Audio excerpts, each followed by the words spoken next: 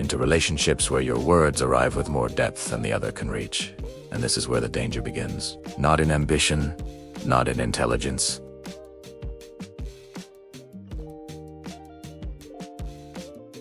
And this truth echoes powerfully through the existential lens of Jean-Paul Sartre, who taught that we are condemned to be free, and that freedom, when it awakens, does not ask for permission.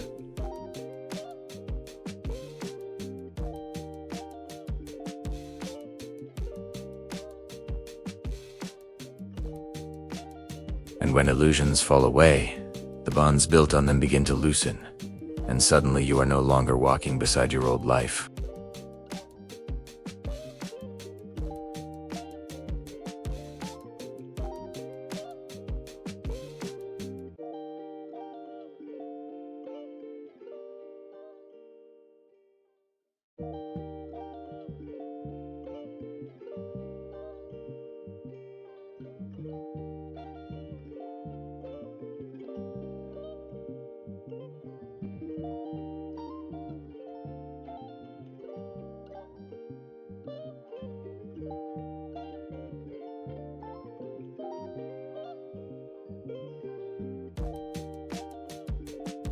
Because you realize that you are not simply changing habits, you are changing altitude. And altitude reshapes everything. It changes how far you can see, how deeply you can breathe, how much noise you can tolerate. And the people around you, still standing on the lower ground, begin to look different. Not inferior, but distant, framed by a horizon that no longer matches yours.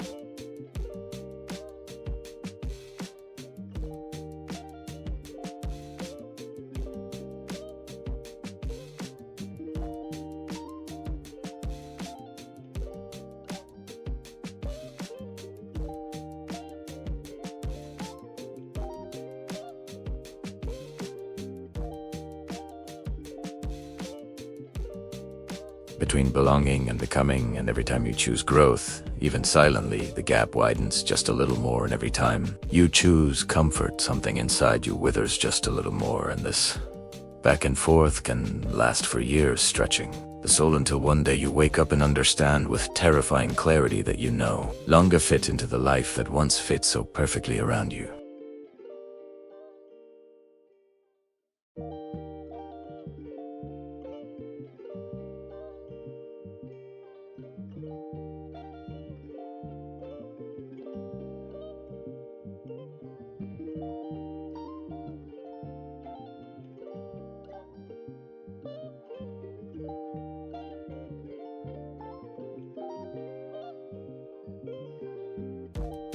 But a subtle wall has formed between what you feel and what can be shared, and you start to understand that not every distance is created by conflict. Some distances are born from silence, from unsaid thoughts, from the gradual evolution of awareness that pulls you forward while others remain where they are. And the most painful part is not their inability to follow, but your growing inability to return. Because once your perception shifts, you cannot unsee what you now see. You cannot pretend that your questions have not deepened. You cannot unfeel the weight of meanings that once seemed invisible. And so you stand between two worlds, the past that shaped you and the future that calls you, belonging fully to neither. Learning that growth is not always a bridge. Sometimes it is a border, and crossing it demands a quiet courage that few ever talk about. The courage to be misunderstood. The courage to be seen as distant, cold, changed, when all you have really done is listen too closely to your own becoming. And in that listening, you begin to sense that the real danger is not outgrowing others, but refusing to outgrow yourself out of fear of being alone. As the distance widens, a new emotion quietly takes shape beneath your awareness. Not anger, not sadness, but guilt. A soft and persistent guilt that asks why you feel different.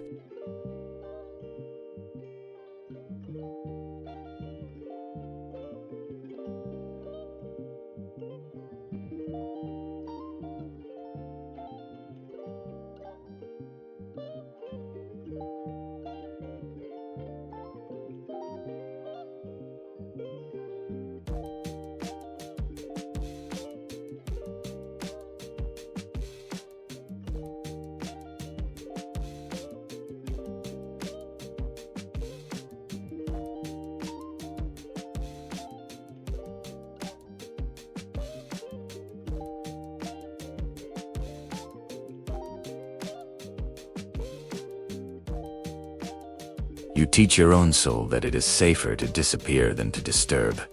And this lesson leaves quiet scars, not visible to anyone else.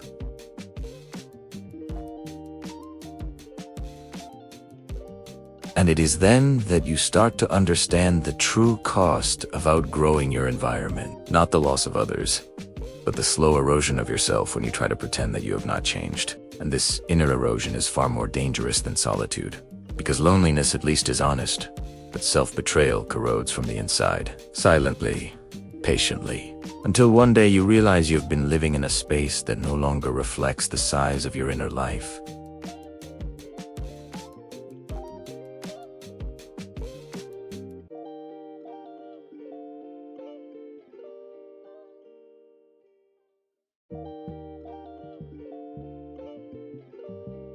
The familiar routines lose their soothing power. The old jokes fall flat inside your chest. The places that once felt like home now feel like borrowed rooms. And you start to understand that growth. Change is not just what you want, but what you can tolerate. And this is deeply unsettling because it means you can no longer lie to yourself in the same way you can no longer numb the questions that have learned how to speak. And so you find yourself awake at night, staring into the dark with thoughts that feel too large for the life you are currently living.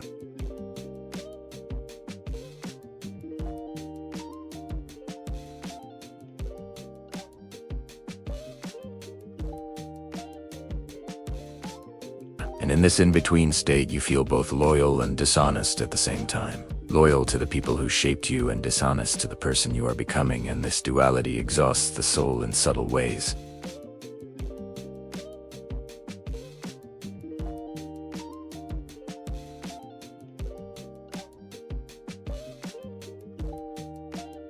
It becomes heavier than any loneliness you're trying to avoid.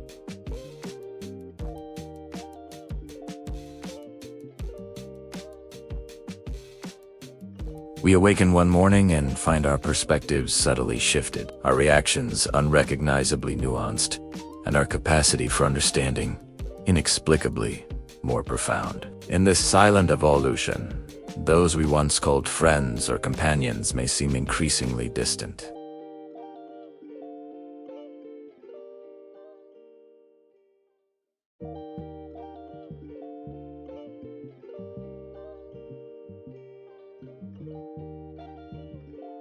You glance around and recognize the absence, not as abandonment, but as the natural drift that occurs when one's inner horizons expand beyond the shared landscapes of others.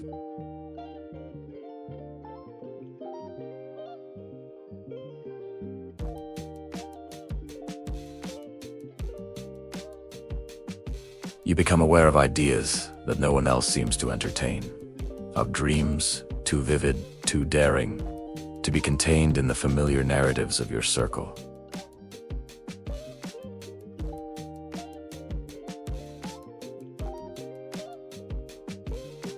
You notice the slow erosion of connection, subtle at first, like the fading of light in a room at dusk, until one day you realize the space between you and others has grown so wide that you must navigate it alone. Yet in this solitude, there is a strange intimacy. A conversation with yourself that is unfiltered, raw, and exquisitely human.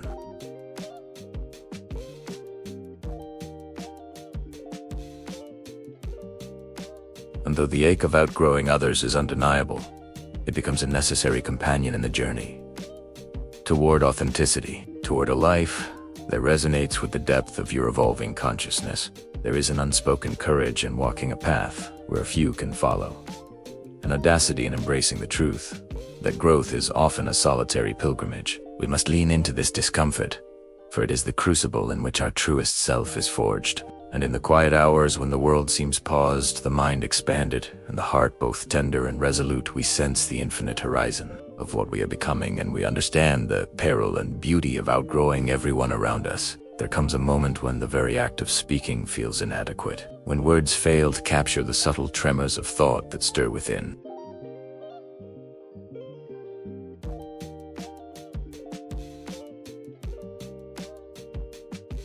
There's a tension between the desire to connect and the necessity to honor your evolving self.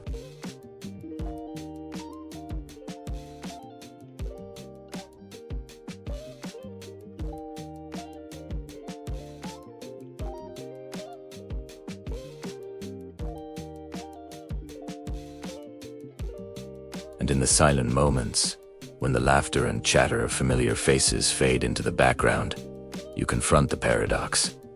The more fully you live, the more isolated you become. Yet this isolation is fertile ground. In it, ideas take root that would never survive the trampling of conformity. Dreams expand like rivers breaking free from dams. Thoughts crystallize with clarity, untainted by collective inertia, and your soul begins to resonate in harmony with the subtle music of existence itself.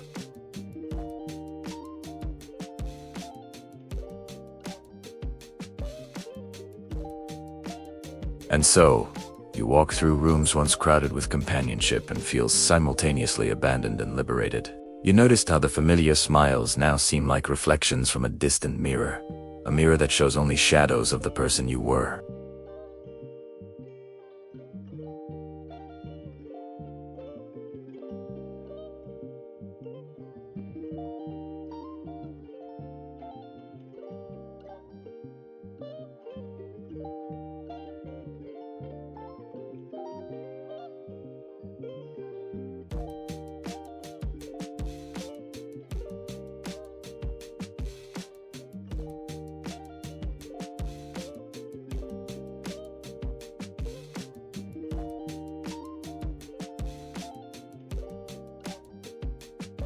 And in this recognition, you discover the quiet courage to keep moving, even when the path is walked alone.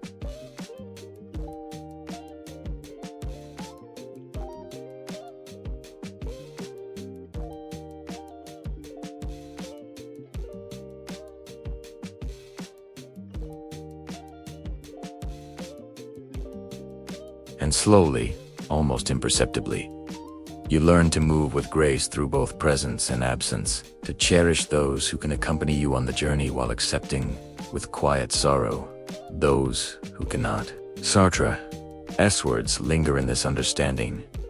To outgrow others is not a failure, it is the unfolding of the self, a necessary passage through both loss and liberation, a dance of shadow and light that defines the contours of authentic existence. There is a peculiar clarity that emerges when you recognize the limits of others' understanding. Conversations that once felt effortless now require translation, a careful negotiation between the world they inhabit and the world you have begun to chart. You sense a growing distance, not of blame, but of necessity, a recognition that the depth you have reached is not yet visible to them. And in this space, a strange tension arises. The longing for connection against the imperative of self-integrity. You find yourself craving dialogue that resonates with your expanded consciousness, only to realize that silence may sometimes be the truest companion. And in that silence, ideas blossom unencumbered, dreams unfurl in shapes unimagined, and your awareness stretches in directions that once seemed impossible.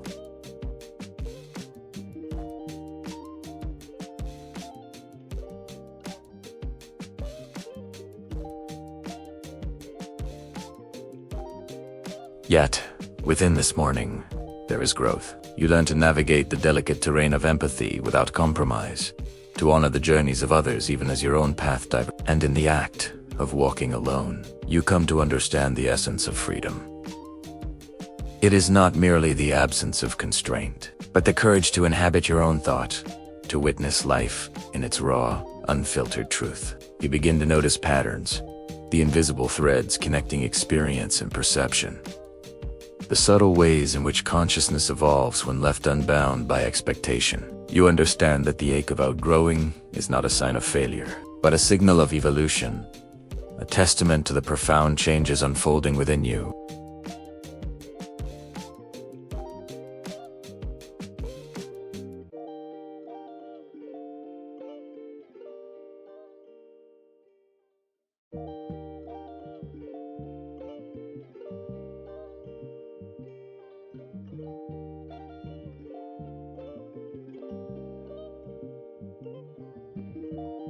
Sartre whispers here, across time and experience.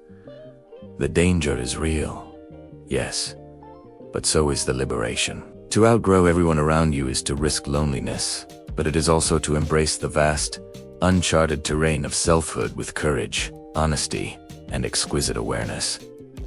And then comes the turning point, the moment when solitude stops feeling like loss and begins to feel like revelation. You start to perceive the beauty in outgrowing, the strange gift hidden in the ache. Each step away from the familiar is a step toward a self that is untethered, unfiltered, and unafraid. You begin to understand that relationships are not failures. When they cannot accompany you, they are mirrors, reflecting where you have been, and signposts pointing to where you must go.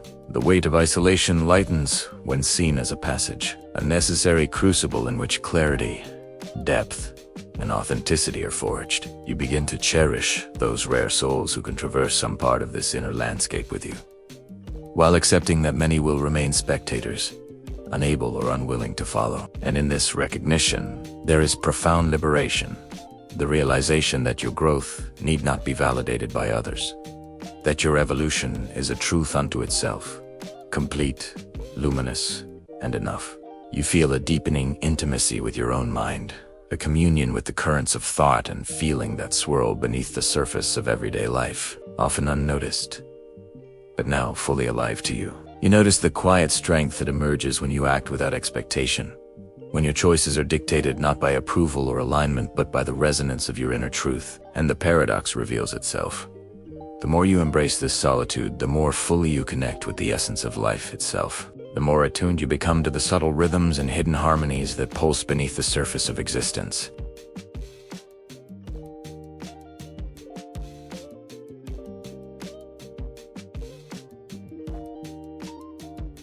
Sartre's insight crystallizes here.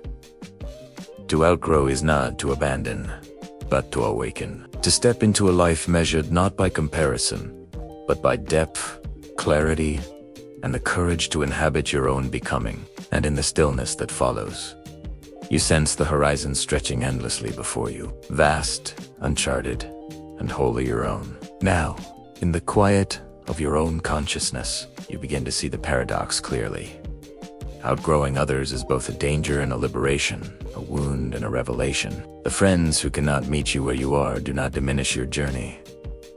They simply mark the boundary you have crossed, the threshold of a life lived more deeply, more honestly. You start to embrace the solitude, not as emptiness, but as fertile ground for thought, reflection, and the cultivation of wisdom that only comes through There is a profound tenderness in realizing that growth requires both shedding and holding, letting go and embracing, stepping away and moving forward.